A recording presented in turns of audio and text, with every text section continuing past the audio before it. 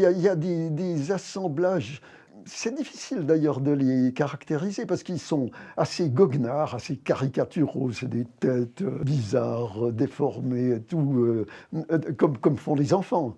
Puis l'autre tendance, alors, c'est de reconstruire avec des débris. Collectionner les débris, les poser par terre, voir ce que ça lui suggère et construire quelque chose comme un organisme plastique. Alors au fond, c'est un peu ça, son principe de construction, c'est rassembler des choses totalement hétérogènes et leur donner une unité.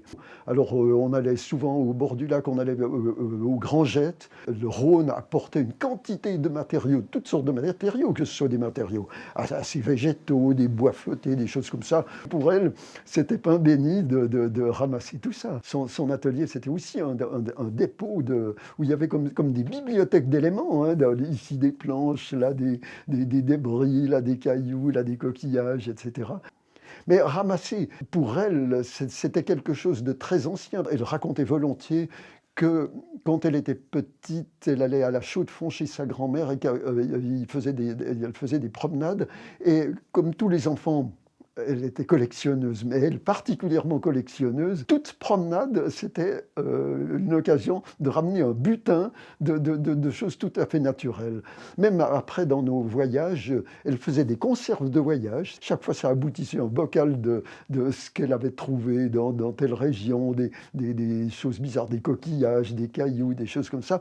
Et puis, ce qu'elle aimait bien aussi, c'est les puzzles. Je pense d'une manière générale, pour tous les enfants, les puzzles, c'est un passage tout d'un coup à la construction. Le puzzle, ça lui apprend à déconstruire l'image, à la reconstruire. Et ça, j'ai l'impression que c'est à la base de tous ces travaux d'assemblage.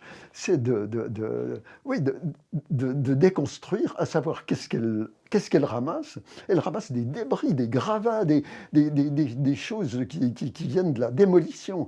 Alors moi, elle m'utilisait comme homme à tout faire. Moi, je suis devenu très bricoleur avec ça.